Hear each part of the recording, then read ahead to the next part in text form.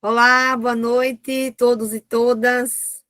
É uma alegria a gente iniciar oficialmente agora com formação, né?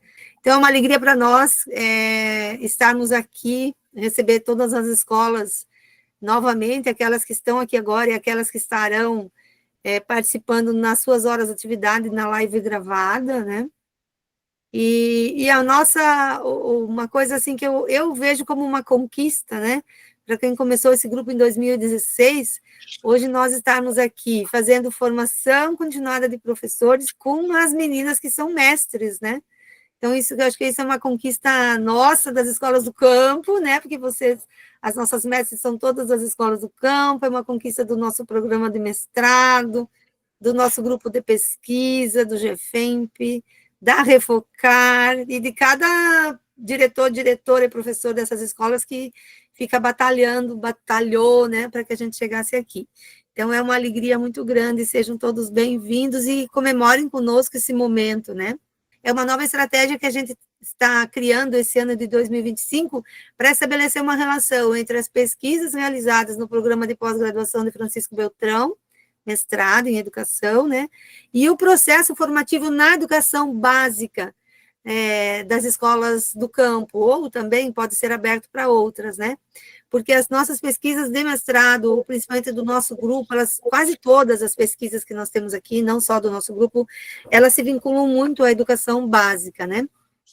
Então, nós vamos utilizar as pesquisas realizadas com as escolas e com a educação de modo geral, a educação do campo, os movimentos sociais, a educação popular, entre outras temáticas que vão interagir com o projeto de extensão. Então, é a pesquisa, né, a educação básica, que é atravessada pelo projeto de extensão que a gente realizou nas escolas e que as meninas puderam também fazer suas pesquisas de uma forma ou de outra.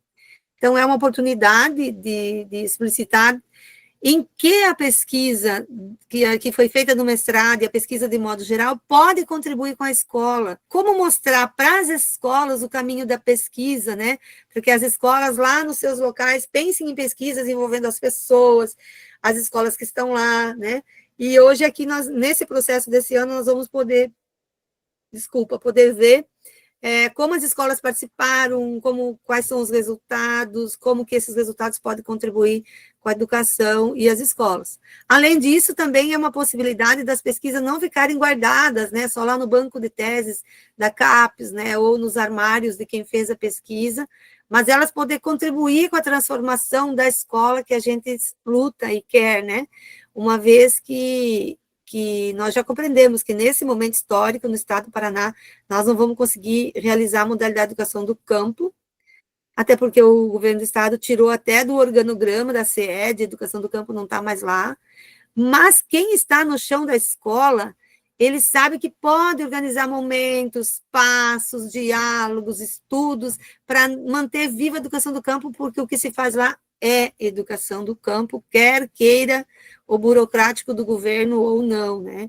Então, nós estamos fazendo educação do campo no chão da escola, uma escola que é viva, que tem gente, tem alunos, professores, famílias, né? E agora vem com a pesquisa para referendar e nos dar força em tudo isso, né? Então, é uma forma de manter a pesquisa viva, né? Que é a pesquisa que saiu do meio das escolas, do campo das escolas, daqueles sujeitos que estavam lá, ela volte para lá, e, ao mesmo tempo, também a comunidade, as pessoas que participaram diretamente dessa pesquisa, eles possam ver melhor, ouvir melhor, se apropriar melhor do resultado da participação deles nesse processo, né? Um destaque é que no nosso grupo de pesquisa, a gente sempre dialogou muito sobre as categorias da educação do campo, né? Qual o seu conteúdo, a história de toda essa construção. E, por outro lado, na rede de formação de professores, lá nas escolas, a gente desenvolveu os instrumentos metodológicos, sistematizou tudo isso, de modo que a gente foi também trazendo um conteúdo que foi melhor, que foi apropriado e que foi melhor organizado pelas pesquisas, como eu vou destacar aqui hoje, por exemplo, a pesquisa da Neuza. Ela articulou esses dois campos, né? A pesquisa da Elisângela, que ela vai falar hoje, ela fez um diálogo entre toda a discussão da educação do campo com o que tem, o que teve em Salto do Lontra, né? Então, eu acho que também ela explicita o resultado do nosso trabalho de forma muito concreta, né? De modo geral, eu já falei dos objetivos, então, só falando rapidinho da metodologia, vai ser assim, a cada encontro da formação continuada, nós teremos a apresentação de uma dissertação, que vai trazer o foco de qual que foi a pesquisa, como se realizou, a fala dos participantes, os registros fotográficos, os documentos, né? Vai falar do seu objeto de pesquisa, o seu problema, objetivo geral, princípios, conteúdos, né? Enfim, não de maneira muito formal, mas vai trazer de uma forma que possa ser mais facilmente apropriado, para que seja mais formativo para quem vai participar desse momento da formação continuada, né? E sempre fazendo uma ponte, então, entre a educação básica e as escolas do campo e a pesquisa. Acho que é esse um pouco o caminho da metodologia. Nós teremos 40 minutos, um pouco mais de apresentação, e meia hora para as questões e para a nossa conversa. De modo geral, é isso, e eu pediria, então, para o professor Bonamigo que apresentasse, né, a fala de hoje da professora Elisângela, que é a orientanda dele, né? Sim. Eu destaco, além de todas essas palavras, professora Cecília, a importância em alguns aspectos. Eu quero dizer, antes de mais nada, que há esses 10 anos que nós comemoramos esse ano, faz 10 anos que existe o projeto de formação da educação básica, em sentido geral, mas da educação do campo aqui no sudoeste do Paraná, coordenados pela professora Cecília. Então, nesses longos 10 anos, muita coisa bonita se produziu, sobretudo a partir das práticas pedagógicas, políticas e formativas realizadas nas e com as escolas, e com os sujeitos dessas escolas, os docentes, direção, coordenação pedagógica, estudantes. Então, há uma riqueza nesses 10 anos de prática social. Há uma prática social, há conhecimentos sendo produzidos pelas escolas, experiências sendo produzidas, novas experiências sendo produzidas, por esse processo que ocorre diretamente nas escolas, dentro das salas de aula, nesse diálogo, na construção da modalidade, como a professora Cecília destacou. E combinado com isso, aí que está talvez a grande característica de nós vincularmos a pesquisa com a extensão, ou a formação da educação básica nas escolas públicas no do campo, com o universo da pesquisa da universidade. Porque essa produção social do conhecimento, pelas práticas pedagógicas de ensino e aprendizagem desenvolvidas e construídas nas escolas, produz conhecimentos. Há inúmeros novos conhecimentos sendo produzidos por essas práticas nas escolas. Entretanto, a pesquisa se vinculou, e as nossas pesquisas, essas 9 pesquisas que serão sistematizadas esse ano, que serão apresentadas e discutidas, elas, de uma forma ou de outra, refletiram sobre essas práticas construídas. Agora, dando uma outra característica, uma sistematização desse conhecimento socialmente construído, a partir de categorias teóricas, de autores, que é a característica da fundamentação científica dada pela pesquisa. Então, um projeto de extensão de 10 anos, e combinado com isso, um projeto de pesquisa, né, os nossos projetos de pesquisa dentro do Programa de Pós-Graduação em Educação de Francisco Beltrão, o PPG-FB. Então, em outras palavras, em síntese, é a combinação entre o processo de pesquisa desenvolvido pelo nosso programa com a educação básica. Então, uma interação significativa, criativa e profundamente formativa para todos os sujeitos que participam, tanto dos docentes que estão nas escolas, quanto de quem realiza a pesquisa. E eu tenho muito orgulho de apresentar a Elisângela, porque a Elisângela foi uma acadêmica desde a graduação. Quando eu cheguei em 2018 na universidade, no segundo semestre, o meu primeiro semestre dentro da Unioeste foi o último semestre da Elisângela enquanto ela estava se formando, porque ela se formou em 2018. Então, desde esse semestre, que foi o único semestre da graduação que a gente trabalhou juntos, eu já pude ver que a Elisângela se destacava por várias características. Aquela acadêmica que sempre fez iniciação científica, já tinha feito iniciação científica, estava se formando, mas sempre se preocupando na continuidade dos estudos, por onde passaria essa continuidade dos estudos, em programa de especialização, sobretudo na possibilidade de fazer o mestrado. Aí depois, em 2019, começou participando do processo de seleção, continuou, depois nós tivemos a pandemia em 2020, e foi exatamente na pandemia, em 2020, que ela fez o processo de seleção. Foi todo o processo de seleção online. Para vocês terem ideia, a gente se conheceu, entre aspas, né, reconheceu, novamente a gente se encontrou 14 meses depois de ter iniciado o programa de mestrado.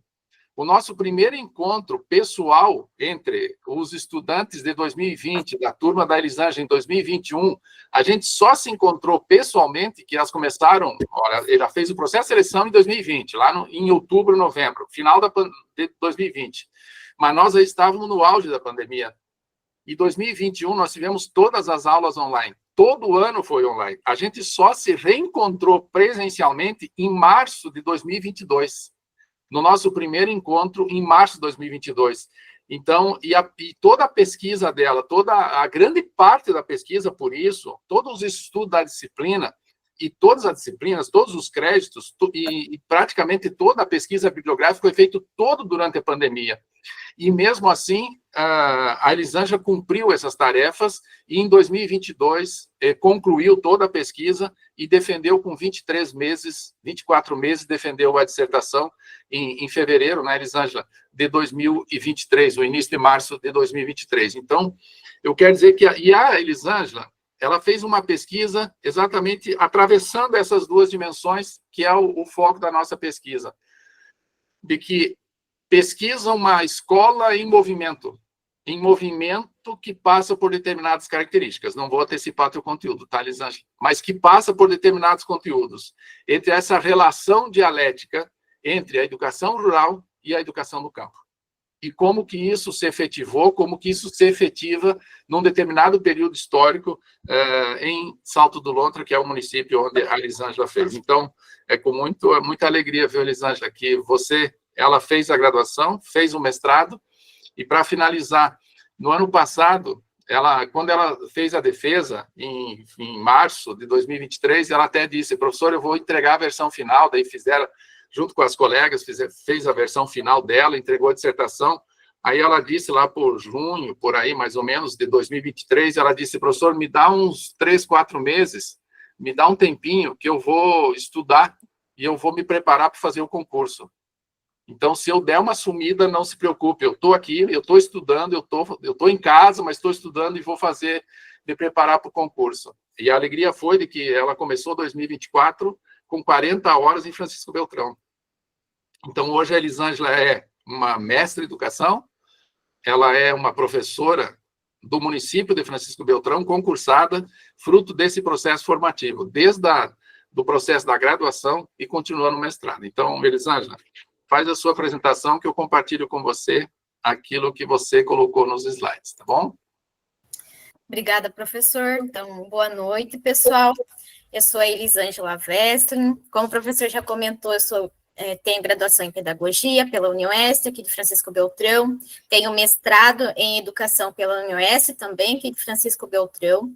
Fui orientando, então, do professor Bonamigo. A minha linha de pesquisa é a Sociedade, Conhecimento e Educação. E como a professora acabou de comentar, né, eu sou professora aqui nas séries iniciais do ensino fundamental. Então, a minha dissertação, ela tem como título Permanências e Mudanças, né, da Educação Rural e da Educação do Campo no município de Salto do Lontra, entre os anos de 1998 a 2022. Qual que foi a problemática central, então, da minha pesquisa? Então, quais as permanências e mudanças da educação rural e da educação do campo no município de Salto do Lontra, entre os anos de 1998 a 2022? Então, quando a gente para, né, para analisar a questão ali do processo histórico da educação brasileira, a gente percebeu a dificuldade dos filhos da classe trabalhadora em ter acesso e permanência nas escolas, porque muitas vezes o Estado, ele se omitiu em garantir uma educação laica, gratuita e obrigatória. Então, a escola surgiu no Brasil para atender os interesses tanto da elite agrária como a industrial, buscando formar, então, os filhos da classe dominante para o trabalho intelectual, enquanto que os filhos da classe trabalhadora foi pensada uma escola para formar para o trabalho manual. Nesse slide, eu trago para vocês, assim, de forma resumida, alguns marcos históricos, né, que marcaram essa trajetória da educação brasileira de forma geral, entre os anos de 1932 a 1997. Então, em 1930 a 1945, esteve no poder o Getúlio Vargas, e ele tinha um mandato centrado numa visão nacionalista. Então, a educação, nesse período, ela passou a ser importante para o processo de industrialização que o país estava vivendo nesse período. E, segundo Leite, a educação oferecida nas escolas rurais, ela não sofreu muitas alterações nesse período. Em 1932, tivemos a elaboração do Manifesto dos Pioneiros da Educação Nova, onde esse documento ele defendia, então, que o ensino ele fosse assumido pelo Estado, mas, de um lado, o documento ele não levou em consideração as condições de acesso aos materiais de estudo e a infraestrutura das escolas, aonde essas escolas iriam, então, atender esses estudantes. Mas, por outro lado, esse manifesto, ele defendia uma escola laica, que a ciência ela deveria ser a base da educação escolar e que o ensino ele não fosse mais ministrado por instituições religiosas. Então, novamente, ele traz ali que ele defendia a laicidade, a gratuidade e a obrigatoriedade. Em 1945 a 1964, houve redemocratização da educação brasileira, então, onde foi criado programas vinculados às políticas externas norte-americanas. Aí, Leite, lá nas pesquisas dele, nos estudos, ele fala que um exemplo dessa política é o Programa de Extensão Rural. Em 1959, teve a elaboração do Manifesto dos Educadores, mais uma vez convocados, que foi redigido, então, por Fernando de Azevedo. Então, esse documento, ele traz a porcentagem, por exemplo, lá que 50% dos brasileiros nesse período eram analfabetos, ou seja, 12 milhões de crianças que estavam em idade escolar nesse período, eles estavam fora da escola. Em 1964 a 1985, teve a ditadura militar, então foi nesse período também que a gente constatou que teve a educação popular de Paulo Freire e a aprovação da Lei 5.692, onde essa lei ela amplia a oferta do ensino fundamental até a 8ª série e o ensino profissionalizante no 2º grau. Apesar de a gente ter, né, a criação dessa lei 5.692, que é de 71, ela não trouxe significativas mudanças para o ensino rural também. Então, falando ali da educação libertadora de Paulo Freire, né? Então, ele pretendia, com esse processo de apropriação do conhecimento científico, que o aluno ele desenvolvesse a sua consciência crítica e a capacidade dele pensar sobre a realidade em que ele estava inserido e também poder transformá-la. Devido a esse pensamento crítico que Paulo Freire tinha em relação à educação, durante a ditadura militar, então, ele foi preso e exilado. Em 1996, tivemos, então, a aprovação da LDB, que é a número 9.394, de 96. E essa lei também, ela deixou lacunas em questão, quando a gente pensa a escola rural, porque ela trouxe ali a desvalorização, né, da cultura camponesa, a formação dos professores do campo sendo a mesma formação oferecida nas escolas urbanas. Aí as escolas, elas estavam, então, também uma característica dessa lei distante da realidade dos estudantes, e o currículo estava inadequado em relação ao que o estudante do campo, né, direcionava seu trabalho e seu conhecimento. Então, como que fica a questão da educação rural, né? Como que ela se constitui nesse cenário mais geral? Então, o Ghirardelli Júnior, nos seus estudos, ele diz que a escola rural, ele começou a ser pensada a partir da década de 1930, com a questão da industrialização e urbanização do território brasileiro. Então, buscando conter esse processo de migração campo-cidade, neste período, os interessados em manter o camponês no campo foi o chamado de ruralismo pedagógico. Então, eles buscavam desenvolver projetos que abordassem as questões que envolvessem a vida cotidiana do trabalhador no campo. Então, eles diziam que era preciso fixar esse camponês no campo para conter esse processo de imigração que estava provocando o inchaço das cidades devido ao processo de industrialização do país. Então, apesar da educação rural, eles têm essa preocupação em relação ao ensino que era oferecido aos povos que viviam no campo nesse período, as escolas rurais não incorporavam de forma efetiva em seu conteúdo de ensino essas especificidades da vida no campo, porque, segundo a Ribeiro, ela diz que a educação era na mesma modalidade que é oferecida às populações que residem e trabalham nas áreas urbanas. Pode passar, prof. Então, a educação rural e suas escolas são caracterizadas, né, como uma educação destinada a atender aos interesses da classe dominante, privilegiando a forma escolar urbana. O currículo, então, na educação rural é um currículo urbano cêntrico, ou seja, é a mesma lá da escola da cidade, ele anula muitas vezes o saber e as experiências dos estudantes, e ele fortalece a introdução de produtos industrializados na produção de alimentos, né, como os fertilizantes, os agrotóxicos, e a saída desses sujeitos do campo. A partir dessas questões mais gerais da educação rural, pode passar, prof, a gente percebe que tem características, então, que definem o que é essa educação e essa escola rural. Então, primeiro, que ela privilegia a cultura da classe dominante, que ela vai desvalorizar o trabalho realizado no campo, né? O campo, para a educação rural, é um lugar de atraso, falta de formação continuada para os professores que atuam lá, os conteúdos escolares muitas vezes estão desligados da realidade do campo, há uma inexistência de um projeto vinculado a essa classe camponesa, vinculada também, a educação rural está vinculada aos projetos de modernização do campo, que muitas vezes, então, o pequeno produtor, o camponês, ele não consegue acompanhar esse processo e muitas vezes ele acaba saindo porque ele não consegue viver do seu trabalho que está lá no campo, ele não é valorizado, ele não é visto, né? Então, ele procura convencer o estudante a ficar no campo. O currículo é urbano-cêntrico e privilegia, então, a questão da classe dominante. Mas, além dessas características gerais da educação do campo, a gente tem que entender que a história da educação rural no Brasil, ela foi importante para nós. Porque, por meio de análise dos próprios documentos das escolas, quando eu realizei a pesquisa, eu constatei que as famílias, quando eu vou lá nos históricos das escolas, elas falavam assim, as famílias reivindicavam essa escola no campo, para que as pessoas tivessem, os filhos dos camponeses tivessem acesso a essa escola.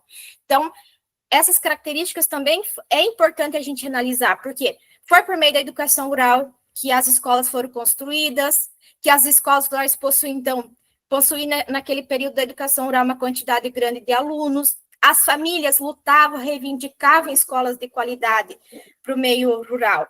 Então, os filhos dos camponeses aprenderam a ler, a escrever, a contar. Milhares de pessoas nesse período também foram alfabetizadas. As famílias, elas exigiam que as escolas fossem próximas das casas dos estudantes. E as famílias lutavam para que isso continuasse lá, né?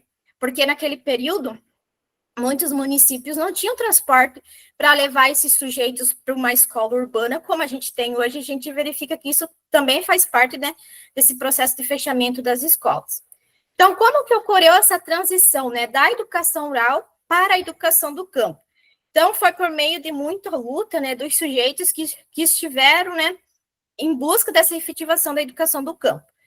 Então, a gente começou lá em 1997 com o primeiro ENERA. Então, ele aconteceu em julho de 1997, na Universidade de Brasília. Então, o primeiro ENERA quer dizer Primeiro Encontro Nacional de Educadores e Educadoras da Reforma Agrária.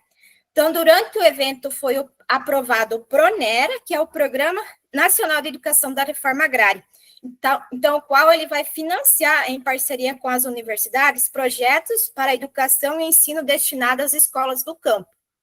Em 1998, teve a primeira Conferência Nacional de Educação do Campo, que ela aconteceu em Lusiânia, Goiás. Então, foi discutido nesse evento, nessa conferência, foi discutido qual que é a diferença, então, da educação rural e a educação do campo, porque a gente não pode entender as duas formas como sendo sinônimos, né? Porque ambas analisam a educação e a escola de maneiras diferentes. Em 1999, em novembro, a gente teve o Seminário da Articulação Nacional por uma Educação Básica do Campo, que foi no estado de São Paulo, e tinha como objetivo, segundo os Santos, mobilizar os povos do campo para a conquista, construção de políticas públicas na área da educação, e prioritariamente na educação básica. Em novembro de 2001, tivemos o primeiro Seminário Nacional por uma Educação do Campo, que teve como produção, né, o parecer das diretrizes de 2002, e no ano seguinte teve a aprovação, então, das diretrizes operacionais para a educação básica nas escolas do campo. Em 2004, tivemos a segunda Conferência Nacional por uma Educação do Campo, foi realizada em agosto, e ela tinha como lema: Educação do Campo, direito nosso e dever do Estado. Então, a partir da segunda Conferência Nacional, teve-se avanços importantes, porque teve a criação da Secretaria de Educação Continuada, Alfabetização e Diversidade, que é a SECAD, no Ministério da Educação, que foi resultado, então, das reivindicações dos movimentos populares. Em 2006, tivemos a aprovação do PROCampo, que foi o Programa de Apoio à Formação Superior em Licenciatura e Educação do Campo. Em 2008, tivemos a aprovação das diretrizes operacionais para a educação básica do campo, a partir da resolução número 2, de 28 de abril. Então, ela vai discutir a questão ali da nucleação das escolas do campo e do transporte escolar. Em 2010, tivemos a resolução número 4, que define, então, as diretrizes curriculares nacionais gerais para a educação básica, e a educação do campo, ela foi elevada, então, à categoria de modalidade da educação nacional.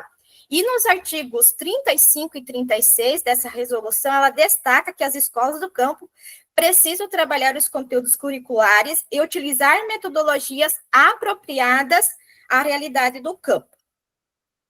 Em agosto, também de 2010, foi criado o FONEC, que ele vai, dentre outros argumentos para a sua criação, Santos vai dizer para nós que ele destaca a necessidade de uma educação que valorize o campo, que busque problematizar em sala de aula os avanços e os prejuízos ambientais causados pelo desenvolvimento do agronegócio, a falta do poder público reconhecer a população do campo tem direito a uma educação que considere as suas especificidades. Então, esses estudos foram desenvolvidos de acordo com o Santos, em relação ali à criação do FONEC.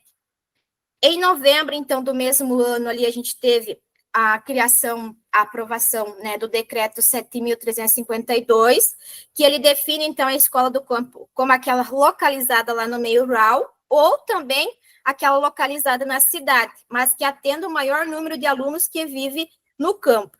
E nesse documento, ele também vai dizer que é preciso a gente formular, pensar o PPP da escola, levando em consideração a realidade da comunidade em que a escola está inserida. Em 2008, em 2012, teve o Seminário Nacional da Educação do Campo, que foi realizado em Brasília, nos dias 15 a 17 de agosto. Em 2013, foi instituída a portaria número 86, de 1º de fevereiro, e o Programa Nacional de Educação do Campo, PRONACAMPO. Em 2015, teve o 3º Seminário Nacional do FONEC, onde teve a participação de 114 pessoas. E em 2016, então, com o impeachment da presidente Dilma, a questão da educação do campo ela foi pouco debatida, mencionada e implementada como política condizente. Então, por meio desse esquema ali, desde lá de 97 até 2016, a gente percebe que foi com os movimentos populares do campo que a educação do campo, foi com os movimentos sociais populares que a educação do campo vem buscando, né, superar essas políticas neoliberais, exigindo escola de qualidade, que possibilite a apropriação do estudante desses conhecimentos científicos e que fazem sentido para ele, né? Que valorize essas experiências que eles têm e incentive a produção também dos alimentos lá no campo por meio da agroecologia. Então, agora eu trago para vocês um resumo, né, do que seria, então, essas características da educação e da escola do campo, né? Então, por que que a gente não pode dizer que educação do campo e educação rural são a mesma coisa, né?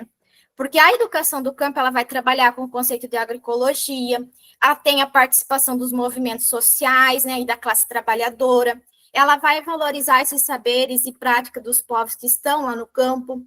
Então, a educação, ela compreende o campo como lugar que produz cultura e conhecimento, a autonomia na questão da produção desse conhecimento, o calendário escolar deve estar de acordo com a realidade e as condições climáticas onde a escola está inserida. Tem a questão do conteúdo oficial, mas também tem a questão de vincular esses conteúdos oficiais com a realidade da escola, a metodologia de ensino apropriada à realidade do campo, a questão ali da nucleação e transporte escolar intracampo, né?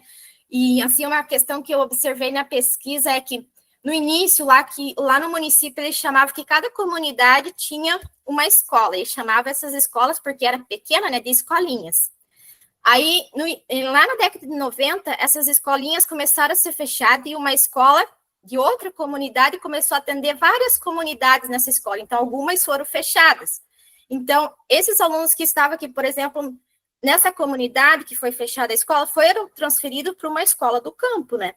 E o que a gente percebe agora, né, nos documentos atuais de fechamento das escolas? Quando uma escola do campo é fechada, esses alunos, eles são transportados para uma escola urbana, e não é mais para uma escola do campo, né? É difícil essa luta de trazer esses alunos que estão lá no campo, que essa escola é fechada, para outra escola do campo. Então, é uma educação também emancipadora. Aqui eu trago a fala, então, dos sujeitos da pesquisa, tanto porque a minha pesquisa foi tanto na rede estadual, como na rede municipal. Aqui eu trago as características da escola do campo, então, para os sujeitos da pesquisa. Então, a primeira fala que eu apresento é de uma professora que trabalha na rede estadual. E ela fala assim, qual que é a característica da escola do campo para ela? Que a teoria e a prática, elas precisam caminhar junto, que ela fala lá um exemplo, que ela não posso trabalhar a questão do shopping na aula de matemática, se ela pode lá falar a questão da plantação de fumo, da produção de leite, porque às vezes o meu aluno lá do campo, ele nunca foi, nem conhece o que é um shopping, né? Então, ela tem que trazer a questão lá do conteúdo relacionar com a realidade dele. Ela fala assim, a escola do campo não deveria ficar só nas quatro paredes, no quadro, e tem possibilidade de ir para as propriedades, de fazer o envolvimento com a comunidade. Mas aí esbarra na questão resistência dos professores ao fazer, porque eles não conhecem a questão da educação do campo nessa dimensão. E a questão também, durante as falas dos sujeitos, que eu percebi que muitos professores que estão lá no campo hoje, vamos dar um exemplo, este ano, às vezes não são efetivos. Então, PSS, talvez o ano que vem eles não consigam estar lá, eles não dão uma continuidade nesse processo de estudo para conhecer a escola do campo, a educação do campo. A resistência também à política educacional do governo, que também não reconhece a modalidade da educação do campo.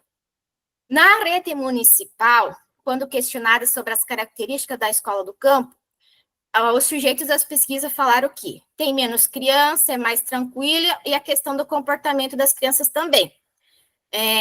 Elas são diferentes das crianças da cidade, eles são mais tranquilos, mais calmos, eles ficam mais em casa com os pais. Pode passar, prof.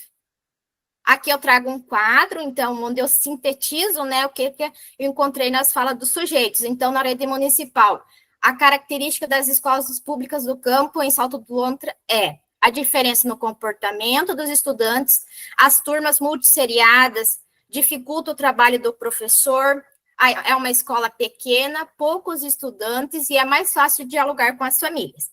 A rede estadual, os sujeitos falaram, em relação às características aqui, deveria haver relação entre teoria e prática, há uma resistência em compreender a modalidade da educação do campo, falta de reconhecimento pelas políticas educacionais, tem poucos estudantes, os estudantes são mais calmos.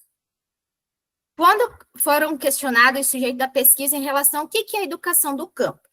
Para uma professora da rede estadual, ela define a educação do campo como uma modalidade educacional que respeita as especificidades dos povos do campo. Uma educação que eles passam a educação deles, com os afazeres deles, com o conhecimento deles, que se valorize isso, que não valorize só aquele conhecimento da caixinha, conhecimento científico, que leve em consideração todos esses saberes do campo, uma educação construída por quem está lá.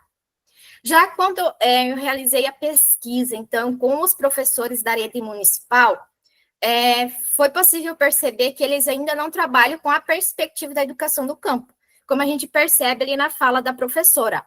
Hoje nós não trabalhamos uma educação diferenciada nas escolas rurais. As nossas escolas que atendem no campo, elas são escolas ainda rurais, né? Não tem nomenclatura do campo como as da rede estadual. Então, o conteúdo que é trabalhado lá é o mesmo das escolas urbanas. Mas, apesar, então, das escolas da rede estadual, elas haverem alterado essa nomenclatura de rural para o campo, a gente percebeu durante a pesquisa que as atividades voltadas para a escola do campo ainda é muito tímida do município de Salto do Lontra. Conforme a professora fala, a professora da rede estadual fala, a escola do campo hoje, na realidade, é uma escola que apenas está lá no campo, como se fosse uma escola da cidade, porque não existe uma especificidade. Por mais que eles queiram fazer isso, que eles tenham vontades, eles não dão abertura, né? Qual que foi a conclusão da minha pesquisa, então?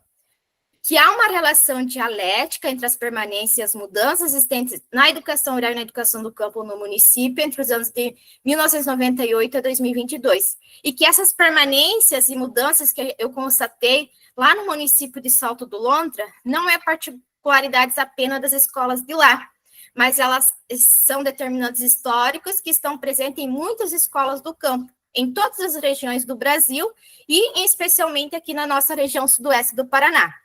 Então, esse estudo realizado no município de Salto do Lontra, ele singulariza um movimento desigual e contraditório em torno da educação do campo e o processo de construção e efetivação histórica da modalidade. Neste momento, eu trago, então, de forma resumida, as permanências, quais foram as permanências que eu encontrei e quais foram as mudanças, então, encontradas durante a pesquisa. Então, as permanências foram as turmas multisseriadas voltarem a funcionar, as legislações elaboradas e aprovadas para a educação do campo não chegam ou elas não são efetivadas nas escolas. Quando eu questionei os sujeitos da pesquisa lá em questão os livros didáticos, né, eles relataram que não aborda a realidade do estudante do campo, e teve até uma fala de uma professora que ela falou, não, os livros didáticos, na verdade, não abordam nem a realidade do pessoal da cidade, né, porque trazem questões que são muito distantes dele, porque o município, a base dele é a agricultura. Então, os alimentos lá na merenda escolar são industrializados, especialmente ali da rede estadual.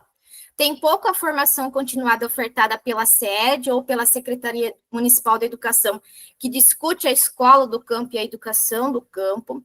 Tem uma resistência e contradições dos professores e comunidade escolar em compreender a modalidade. Há uma fragmentação do trabalho docente, visto que durante a pesquisa eu também constatei que as aulas, elas já vêm elaboradas lá no RCO, e o professor muitas vezes segue aquele conteúdo, porque também ele é cobrado em provas, né, externas, que vêm para as escolas. Os estudantes do campo matriculados em escolas urbanas, devido ali ao fechamento das escolas, né, há PPPs que apresentem poucos vínculos com a educação do campo. E quais foram as mudanças, então, encontradas? Houve, então, a aprovação de documentos em âmbito nacional e estadual que regulamentam a educação do campo como modalidade de ensino, como também garante a educação escolar de qualidade para os estudantes do campo e respeito às suas especificidades. Percebemos, por meio da fala dos sujeitos, que há a presença da universidade nas escolas do campo, não são todas, mas em algumas, e essas escolas, né, vêm, ou durante a pesquisa, vinham desenvolvendo instrumental teórico-metodológico que buscavam conhecer a realidade em torno da escola, que esses movimentos aconteciam tanto para dentro da escola como para fora. E quais foram, então, esses movimentos que a gente viu? A gente viu que algumas escolas estavam desenvolvendo a trilha escola-família, o inventário da realidade, o dossiê, Algumas escolas estavam desenvolvendo também os passos do planejamento coletivo interdisciplinar. Teve também a primeira festa das sementes crioulas, que a gente participou, e a primeira feira Campo Escola, que uma escola desenvolveu durante a pesquisa. Como desafio, né, foi pensar, então, a minha pesquisa, que contribuições ela vai trazer para as escolas do campo, né? Então, primeiro é compreender que a educação rural e a educação do campo, elas não são sinônimos, né? E que essas legislações, ainda não, muitas legislações que a gente já tem aprovado, elas não foram implementadas nas escolas do campo em Salto do Lontra, em outros municípios também aqui da região sudoeste, que é preciso a gente conhecer a realidade que a escola está inserida para relacionar o conhecimento científico com a realidade da escola, que a gente não basta lá fazer a mudança da nomenclatura da escola, mas a gente precisa conhecer a legislação, né, da educação do campo, e a gente não pode guardar esse conhecimento conosco, né, a gente precisa compartilhar com as famílias, com as comunidades, para que eles, junto com a escola, com os professores, com os estudantes, lutem, usem isso como estratégia para o não fechamento dessas escolas, que as permanências não estão presentes só nas escolas que estão localizadas em Salto do Lontra, mas como eu já comentei, em várias regiões do Brasil e aqui na região sudoeste do Paraná. E as mudanças, elas vão acontecer por meio de luta, resistência, por todos que fazem parte da escola, professores, diretores, estudantes, as famílias dos alunos, os agentes educacionais que estão na escola, as famílias que moram na comunidade em que essa escola está localizada, né? Então, todos precisam conhecer essa legislação para usar como de estratégia para não fechamento, porque quando a gente não conhece a legislação, chega alguém lá para fechar, a gente vai concordar, porque a gente acha que não tem direito de ter essa escola para nós, né? Esse conteúdo que eu trouxe para vocês agora é um resumo, bem resumido, né, prof, de todo o conteúdo que eu apresentei na dissertação. Então, se alguém quiser ter interesse em conhecer mais as dissertações, eu posso estar disponibilizando, o professor também tem a minha dissertação, e lá eu trago, assim, vários pontos que são importantes em relação a essas permanências e essas mudanças, trago fotos de como estavam essas escolas que foram fechadas lá na década de 90, como estavam as escolas que estavam funcionando em 2022, a análise dos documentos de fechamento. Que beleza, né? Eu vi a Elisângela com um trabalho de pesquisa tão importante, né, e que traz para nós, eu acho que é um aspecto muito importante da tua pesquisa, né, Elisângela, parabéns por todo o esforço, pelo que você conseguiu, e uma dimensão muito importante é mostrar como isso anda junto, né, não tem assim, agora nos livramos da educação rural, agora teremos só a educação do campo, não é, como você diz, fazer a educação do campo é uma luta constante, porque a lógica do rural está muitíssimo presente, fortemente marcada nas nossas regiões, na nossa realidade, né? Eu abro a palavra aqui para vocês fazerem perguntas, comentarem, ficarem bem à vontade de perguntar, e mais isso, e mais aquilo, como foi, né? O que você tem a dizer, enfim, fique à vontade. Acho que, assim, não são muitos questionamentos, mas, assim, parabenizar mesmo a Elisângela pelo lindo trabalho, né? O estudo que ela fez. Sem dúvida vai contribuir, sim, com as nossas escolas. Eu acho que tudo é conhecimento, tudo é formação, né, para nós, para os nossos professores, e realmente, assim, as transformações, elas devem ser uma constante nas nossas escolas do campo, né, nós devemos querer muito, né, devido às nossas demandas diárias aí, com um formato um pouco, né, diferente da educação do campo, mas que nós precisamos, sim, nessa nossa luta aí, diante das contradições que temos, não esquecer que nós somos modalidade do campo e precisamos efetivar essa modalidade, né? E para a gente conseguir efetivar, nós temos que ter essa resistência e essa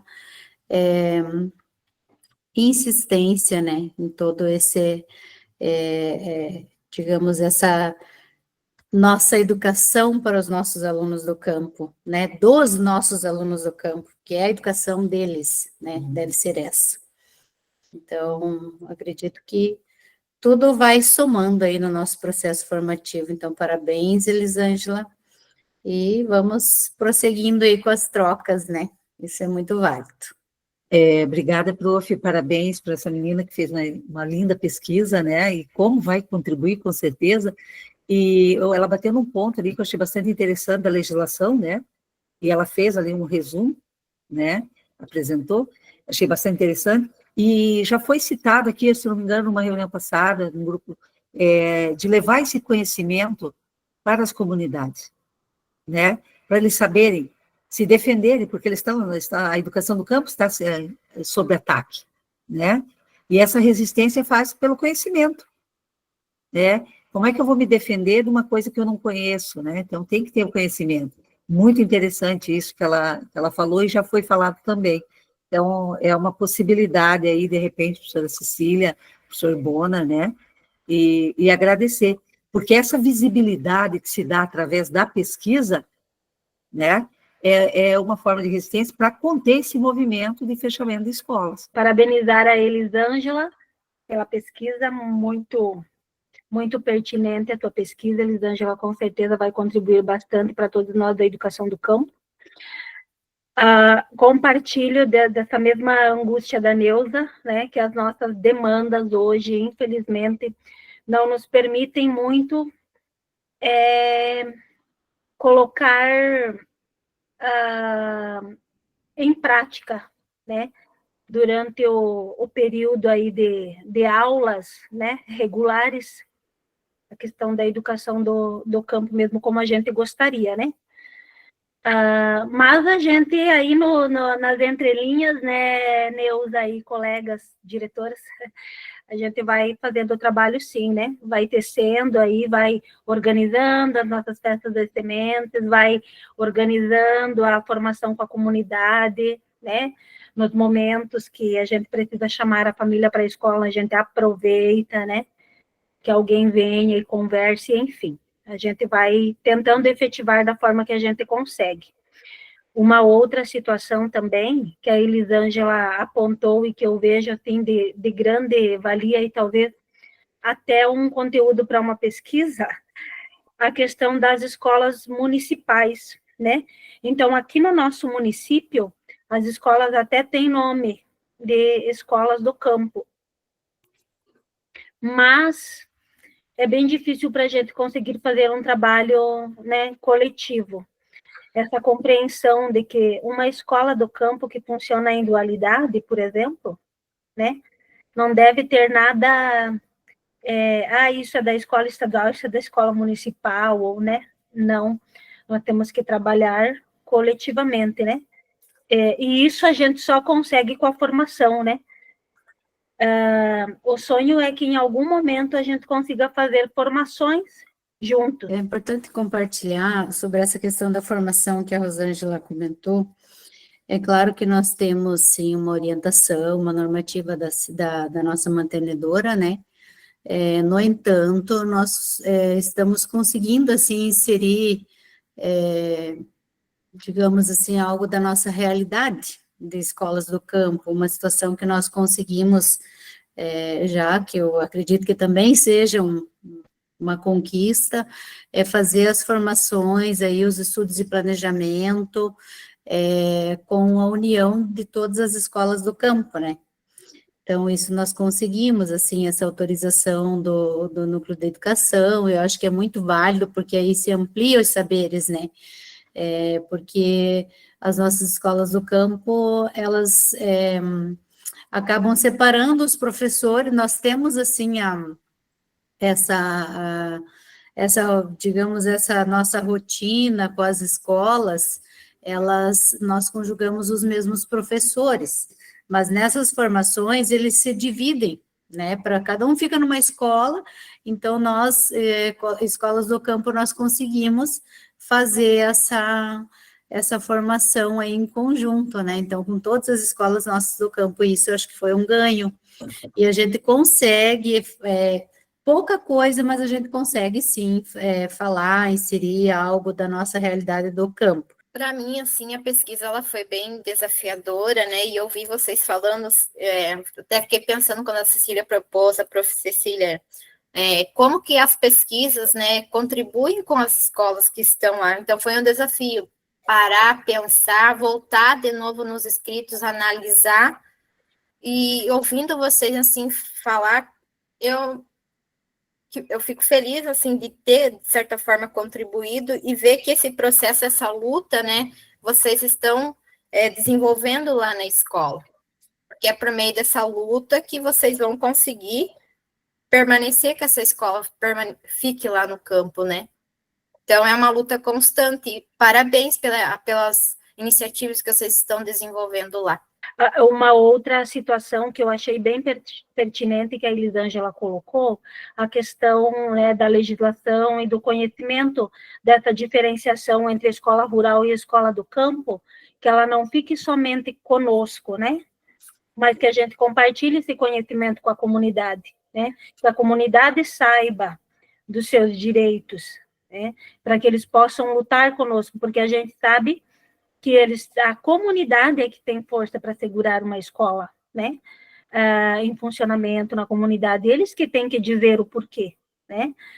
Então, eles precisam ter esse conhecimento. Semana que vem, a gente vai visitar um museu, né, que tem próximo aí da escola, até comentei com a professora Cecília, que faz parte, né, de um trabalho também que nós estamos fazendo, e as universidades nos apoiam, né, tanto a UniOeste quanto a UTFPR, né, faz parte de um trabalho de pesquisa da história da agricultura familiar, né.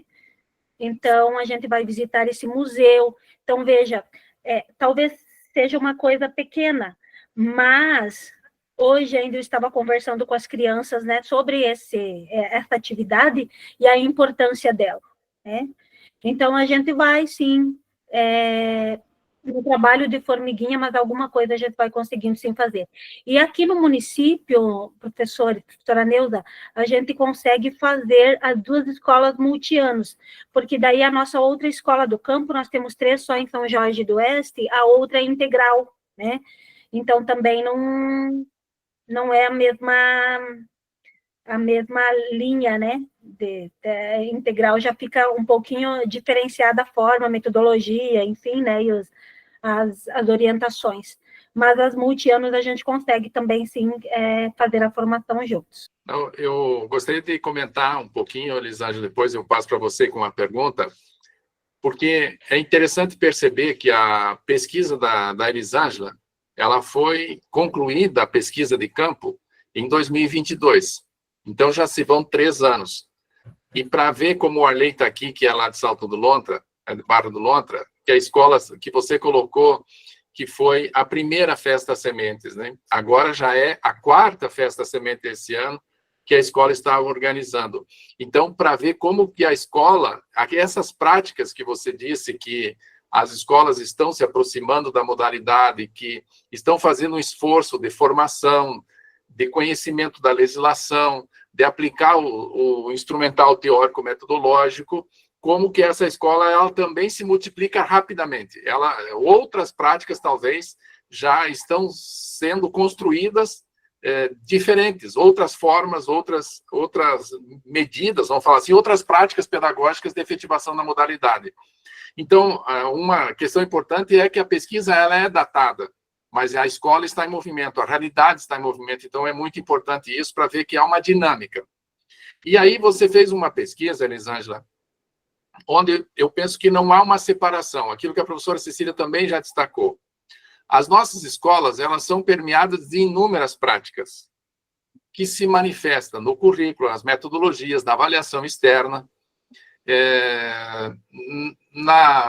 nas políticas públicas, naquilo que vem em termos de avaliação externa, mas não apenas, né, de todas as políticas públicas. E, assim, você fez um relato histórico que a educação rural, ela emerge de uma determinada situação histórica vivida no país. Desde o final do século XIX, porque até o final do século XIX o analfabetismo era de 90% da população. A publicização da escola, ela se dá nos anos 1940 e 50, apenas, né, do século XX. Então, é muito recente, se for ver esse movimento, mas eu acho que uma das grandes contribuições, Elisângela, que eu percebo da sua dissertação, é de que a educação rural, ela não é passado, A educação do campo não é presente e futuro.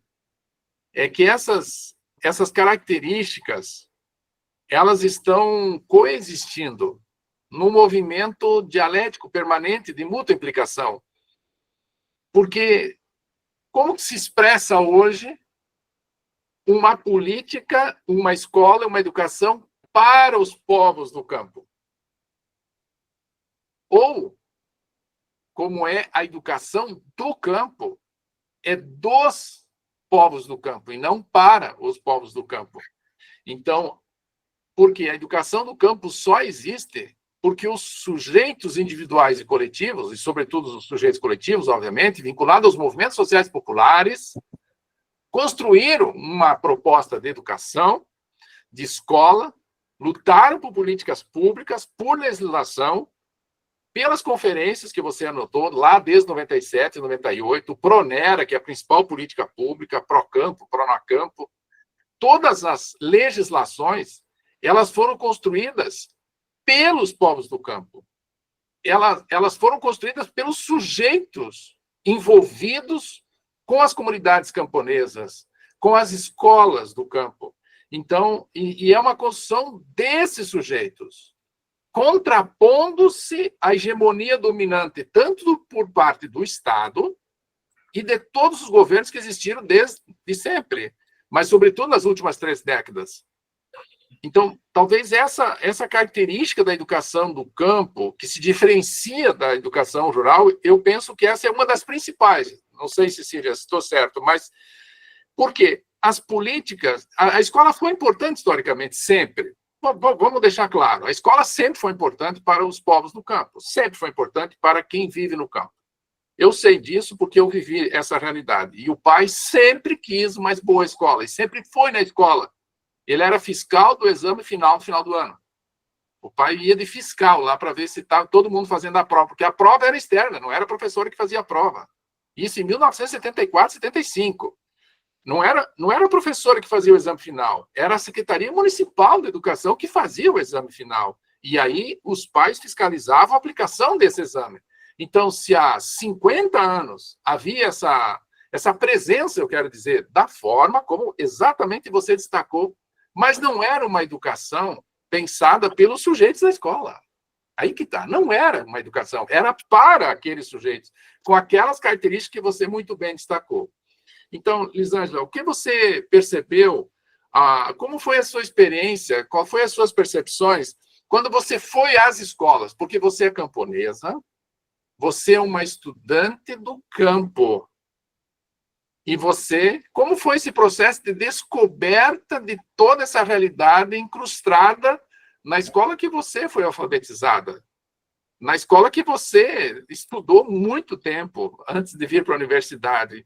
Então, como foi essa experiência de reencontrar a sua escola? Qual foi a tua percepção ao se deparar com a sua escola na pesquisa e com a sua escola da vida, onde você estudou nessas escolas, onde você passou por essas escolas que você fez também a pesquisa? Como foi esse reencontro? Qual foi a tua percepção desse reencontro? Quais são os aprendizados desse reencontro com essa sua história? Primeiro, né, professor, quando eu comecei a estudar, lá na graduação mesmo, a questão da educação do campo, eu não tinha nenhum conhecimento. Para mim, educação do campo e educação rural era a mesma coisa. Não havia mudança. Não havia, né, uma forma de trabalho diferente. E daí, quando eu comecei a estudar a questão do conceito, dos termos, perceber essa diferença, eu pensei comigo, poxa, né, ninguém comentou isso comigo, eu não sabia que havia essa diferença. E daí, ir para a escola e olhar para a escola, assim, na escola que eu estudei, né, ali em Salto, eu fui para lá, assim, ela estava sendo construída quadra de esporte, estava sendo construída outras, né, coisas lá também, mas, de certa forma, assim, a fala dos sujeitos, assim, a questão da luta deles de fechamento, quando eu estudava, não tinha essa questão ainda de luta, né, de fechamento, porque tem pouco aluno, a questão dos multianos, que a rede estadual comentou muito essa questão, né, de debater o multiano, daí fui para a rede estadual, a questão multisseriadas, e quando eu estudava, era por ano, né? Tinha o primeiro ano, segundo ano, e na rede estadual da mesma forma, sexto ano, sétimo ano.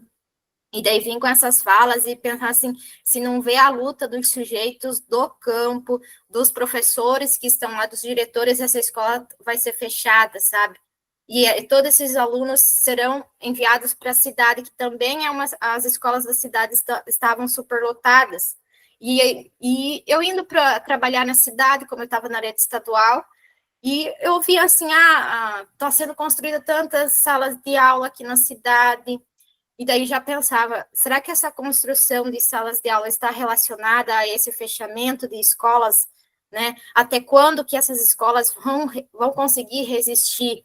E por que muitas vezes a gente não tinha esse conhecimento dessas legislações, que só tive acesso mesmo estudando ela? Mas durante o período que eu estava na escola, talvez seja porque a aprovação também da modalidade foi em 2010, né? Aí eu saí da escola do campo e fui para cursar o ensino profissionalizante na cidade, que eu fiz formação de docentes. Nunca foi, assim, abordado em reunião de pais, por exemplo, reunião das famílias, né? Essa questão de ter lá o momento do dia da família na escola, a primeira festa das sementes. E quando eu estudava, assim, não tinha uma relação do conteúdo com a minha realidade. Eu sempre estudei numa escola do campo, mas o meu objetivo era estudar e sair do campo. Porque ninguém falava, vocês precisam estudar, ter conhecimento para permanecer ali. Ou relacionar lá que o pai plantava milho, ou o pai plantava fumo, e relacionar aquele conhecimento da matemática lá com essa realidade. Então, para mim também dizer assim, o conteúdo lá oficial tem que ser relacionado com a realidade, a experiência do sujeito do campo. Para mim também essa fala assim, é difícil porque eu não tive essa experiência. Então, eu hoje, enquanto professora, se eu estivesse numa escola do campo, para mim também seria um desafio pensar esse ensino voltado para a realidade do sujeito do campo. E, de certa forma, quando eu fui para as escolas de tirar fotos, sabe, das escolas que foram fechadas, dava uma dor, sabe, professor, de ver o mato invadindo aquela escola, a quadra lá com um terneiro amarrado lá, sabe, bezeiro, lá parada, a comunidade não conseguindo usufruir daquele espaço. E relatos, assim, que a gente conversava, né, com o pessoal lá da comunidade, tem carteiras, tem televisão lá dentro da escola, até tem uma comunidade que a escola foi fechada, que antes não tinha água, e daí, antes da escola ser fechada, teve até, fizeram um poço artesiano, sabe? E agora a escola está lá, cheia de mato. E a comunidade não está usufruindo daquele espaço também. Então, está abandonada. E outras escolas, assim, nas fotos, assim, que eu trago, lá do período da década de 90, que também estão se destruindo, sabe? A comunidade não usa. Tem até uns relatos que algumas comunidades utilizam aquele espaço para encontro de mães, mas outras, a maioria, não utilizam. E como eu trago na pesquisa, né, tem ali registro histórico, tem quadro, tem carteira, tem desenho na parede, que é um registro histórico dos sujeitos que fizeram parte daquela escola. Para ver como tem uma política também que se relaciona àquilo que é a tríade, não, Cecília?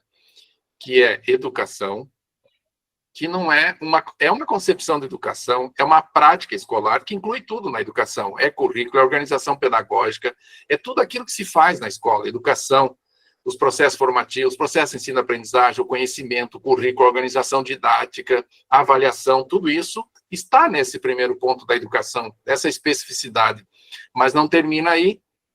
E aí se contrapõe a uma determinada forma de fazer a escola, de ser processo de ensino-aprendizagem, de ser sujeitos dessas escolas localizadas no campo. Mas a segunda tríade é o campo. Então, a educação do campo se contrapõe também em relação a uma proposta de campo. Porque o campo é um campo, é o campo do nosso livro. A professora Cecília foi muito feliz em sugerir essa capa. Olha, aqui nós temos um campo. Aqui nós temos uma ideia de campo, estão entendendo? Esse é o campo atualizado da educação rural hoje, que não é educação rural, é educação agro-rural. É agrinho, é agrão, é agro. Esse é o campo do agro. Esse é o campo da destruição e do esvaziamento do campo. Esse é o campo hegemônico. Essa é a ideia de campo. A educação do campo é uma educação... É esse campo. É esse campo. É um campo, ó, é onde tem casas, onde tem escolas, tem beleza, tem flores, tem colorido. É um campo cheio. É um campo preenchido, é um território ocupado de pessoas, de significados, de cultura. Então, tem essa diferença de educação, tem diferença do campo. A educação hegemônica e a negação da educação do campo é para construir um campo que produz commodities, que é para exportação, que esvazia o campo, que contamina o meio ambiente, que destrói o meio ambiente. O campo da educação do campo é um campo das festas crioulas, é um campo da agroecologia, é o campo da diversidade, é o campo da cultura. E, por fim, o outro terceiro elemento são as políticas públicas de fortalecimento da educação dos povos do campo, dessas pessoas. E aí também é uma contraposição, porque todas as políticas públicas, e eu finalizo, todas as políticas públicas que construíram até hoje a educação no campo, que continuam construindo a educação no campo, efetivando a educação do campo, elas foram resultante de lutas sociais dos povos do campo. Então, a educação do campo é uma conquista dos sujeitos do campo, da escola, da comunidade, né, Rosângela, que você ressalta sempre, da experiência lá da escola em São Jorge, é a luta dos sujeitos que vão para a rua, que vão para as secretarias, que vão para os núcleos, que vão para as comunidades, que reúnem. Essa é a escola pulsante, a escola que se movimenta com e na direção, junto com as pessoas envolvidas, assim como todas as práticas que vocês já estão fazendo nas escolas. Então, esse entrelaçamento, esse esvaziamento, o fechamento das escolas é o fechamento das comunidades e é uma proposta de produção de um determinado modelo agrícola, né? Uma determinada forma de fazer produção agrícola. É uma forma de produzir na agricultura, na agropecuária. Então, se contrapõe na educação rural, educação do campo, nessa mútua permanência, também essa disputa de educação, de políticas públicas, mas, sobretudo, de campo, porque aí abre espaço para as máquinas, para o agronegócio, para o agrotóxico, para toda a quimificação da agricultura. Então, talvez essa também é instigante perceber que essa permanência e mudança é um movimento que acontece ao mesmo tempo, não, Elisângela? Inclusive, professor, durante a pesquisa, teve um sujeito da pesquisa que falou assim, ó, quando uma escola do campo é fechada, a comunidade morre. E quando eu fui tirar as fotos, o espaço onde a escola fechou, né, a maioria do trajetório que a gente fez para ir até a escola, a gente via, assim, poucas casas e terras, assim, onde era só grandes plantações, a gente via que não era o pequeno produtor que estava lá, né, que era pessoas que comprou e várias pessoas que moravam ali foram embora, foram para outro espaço. E ali da Rosângela, quando ela fala, né, a importância dessa questão da comunidade ter conhecimento da legislação, e isso eu percebi muito no documento, quando eu analisei o fechamento das escolas da rede municipal, lá que a justificativa era o quê? Ah, mas tem pouco aluno, a socialização desses alunos vai estar prejudicada, a idade, por exemplo, a multisseriada, tem alunos do primeiro, do segundo, terceiro numa turma só, isso vai prejudicar o aprendizado dele, e daí eles foram, tipo, levando esses argumentos para a comunidade. Como a comunidade não tinha esse conhecimento das legislações e do prejuízo que era o fechamento dessas escolas, eles acabaram aceitando, sim, realmente, meu filho vai ser prejudicado, porque ele não vai ter socialização com tantas outras crianças, a professora lá vai ter que trabalhar, né, com idades diferentes, então, vou pagar funcionário para a escola, mas tem poucos alunos, então, as famílias foram concordando com aqueles argumentos, porque eles não tinham argumento para dizer, não vamos fechar. Por isso que é importante eles terem acesso e conhecimento, né? E isso quem vai passar para eles são os professores que estão lá no chão da escola. Boa noite a todos aí, parabéns, Elisângela. Fez a pesquisa aí no nosso município, e realmente isso que você fala é muito triste, né? Que eu desço para a comunidade que eu também fui gestor, né? E a escola que tem o poço artesiano, que nós lutamos tanto para conseguir estar fechada, é lá na comunidade onde meu pai reside. Mas essa luta é como falar, porque muitos falam em conscientização, você não conscientiza ninguém, você instrumentaliza, né? Você se faz acontecer a educação, a partir disso é que vai ter uma consciência diferente para o indivíduo que está ali. Ele se reconhecer com o seu cotidiano, se reconhecer como agente transformador da realidade dele, né? E a partir desse conhecimento é que aí vão se partir as verdadeiras lutas, né?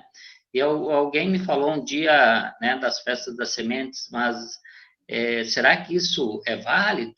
Daí eu falei para ele, nós estamos plantando uma semente, e essa semente vai frutificar. Quando cada um que me encontra e que me fala lá de que já produziu aquilo que nós já que estava lá, que foi compartilhado, isso já me traz uma grande motivação para mim continuar nessa luta, né? Nessa instrumentalização. Então, é só o conhecimento mesmo, né? E os sujeitos do campo, eles foram privados de muito desse conhecimento, né? Como foi relatado aí, e ainda estão, né? Porque realmente todos esses argumentos que eles trazem, se não tiver conhecimento, não tem como debater, né? E não tem como rebater essa contrariedade, né?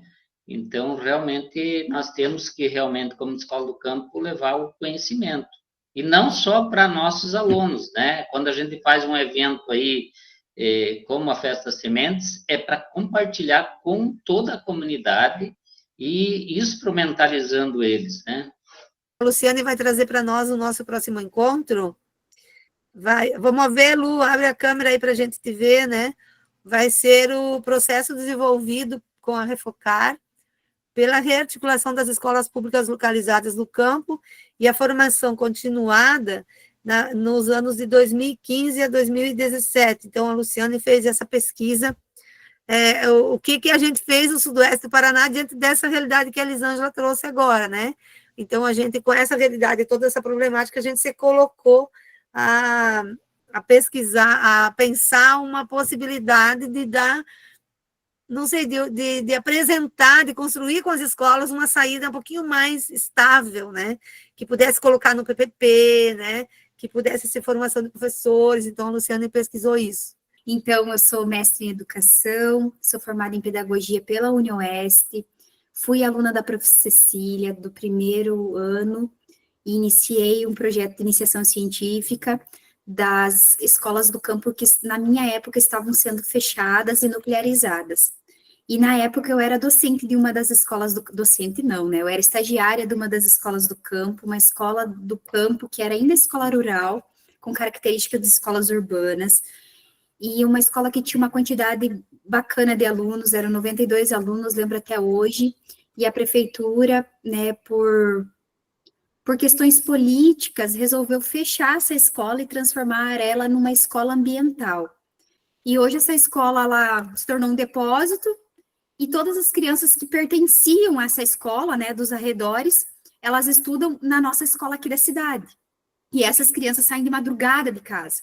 E a gente vê um baixo rendimento. E se fosse comparar por IDEB, isso e aquilo, que a gente pensa nos índices, então, essa escola tinha um péssimo índice, pela falta de professores, dessa rotatividade de professores, não. Muito pelo contrário, era um dos melhores índices de desenvolvimento da educação básica do município, era a Escola Epitácio Pessoa, na qual, na época, eu era estagiária, mas não era estagiária, né? Eu era professora estagiária, né? E a partir disso, eu fui para pesquisa, e dentro desse meio começaram os primeiros grupos do GFEMP, né? Que nem era Refocar, que era um estudo coletivo das escolas do campo, da escola Paulo Freire, junto com a escola da Angelita, do Pinhalzinho, e depois do Vista Alegre, onde nós nos encontrávamos nas escolas, e a gente foi moldando, eu gosto dessa palavra assim, junto com a prof. Cecília, os estudos, os professores foram moldando estratégias, que hoje se materializaram em metodologias, que vocês devem aplicar, né, os professores dentro das escolas. Lu, então, bem-vinda de volta ao processo, né? A Lu vai contar a pesquisa dela, que não é isso que ela contou, ela só contou por que ela foi pesquisar educação do campo, tá? Essa é só a justificativa dela. No dia 19, nós teremos um encontro com a Lu, que vai contar para nós, diante dessa realidade que ela trouxe, o que é que a gente inventou, porque ela pesquisou só até 2017, então é bem interessante de ver o que a gente construiu até 2017. Depois a Neuza vai trazer um outro relato que é posterior, né, Neuza, que é quando a gente entrou no planejamento mesmo, né? A pesquisa da Neuza é planejamento, prática pedagógica, acho que vai ficar bem bacana tudo isso, né? Depois vem a Fernanda, que também vai falar disso, acho que vai ficar legal. Mas, gente, parabéns, muito obrigada por vocês terem ficado até agora conosco aqui, né? E pela pesquisa, Elisângela, muito obrigada pelo esforço, né? E essa colaboração de vocês de apresentar, pegar tudo de novo, largar o que está fazendo, né? Mas é muito importante lembrar que isso fica para a história, fica no YouTube e vai servir para muita gente que quer continuar pesquisando e quer trabalhar com a educação do campo.